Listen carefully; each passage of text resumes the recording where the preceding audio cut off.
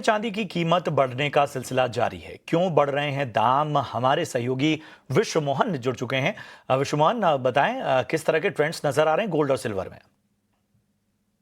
सोने चांदी की एक बार फिर से रफ्तार बढ़ती दिख रही है। एमसीएक्स पर सोने को अगर आप देखें तो पिछले 2 दिनों में 4,000 रुपए तक महंगा हो चुका है। चांदी देखिए पिछले 2 दिनों में करीब 8,000 रुपए महंगा हो चुका है। रिकॉर्ड से सोने की दूरी सिर्फ 7,000 की रह चुकी है और चांदी की दूरी करीब करीब 15,000 की रह चुकी है। तो अच्छी तेजी, अच्छा मोमेंटम एक ब्रेक के बाद वापस से दिख रहा है दोनों ही काउंटर में। इस तेजी के पीछे की वजह अगर देखें तो यूएस फेड की तरफ से वापस से संभावनाएं बन रही है कि दिसंबर में ब्याज दरों में कटौती की जाए। 4.5% ब्याज दरों में कटौती की जो संभावना है वो 65% तक अब बढ़कर वापस से आ गई है, क्योंकि हाल के जो कुछ इकोनॉमिक नंबर आए थे, वो डेटा आए थे, वो काफी कमजोर है।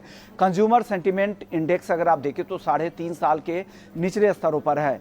अनएम्प्लॉयमेंट बढ़ रहा है, महंगाई कंट्रोल में है। इससे उम्मीद लगाई जा रही है कि ब्याज दरों में फिर से एक बार कटौती की जाए। हालांकि फेड चेयरपर्सन ने इस अपनी कमेंट्री में संकेत दिए थे कि साल में उनकी आखिरी कटौती अक्टूबर की बैठक में हो सकती है, लेकिन जिस तरह के डेटा दिख रहे हैं उससे लग रहा है कि दिसंबर में उन्हें ब्याज दरों में घटाने का दबाव बने।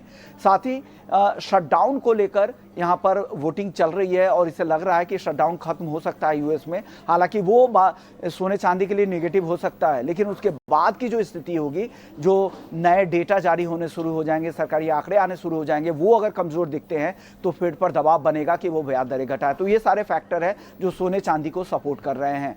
और साथ ही सेंट्रल बैंकों के जो नंबर आए हैं, खास करके इमर्जिंग कंट्रीज की जो बाइंग के नंबर आए हैं सेंट्रल बैंकों की तरफ से, वो काफी अच्छे दिख रहे हैं। वो भी सोने चांदी के लिए सपोर्टिव फैक्टर है और एक अच्छी मजबूती वापस से पिछले 2 सत्रों में बनती दिखी है सोने और चांदी में। शुक्रिया इस अहम जानकारी के लिए आपका विश्व मोहन। बढ़ते हैं आगे।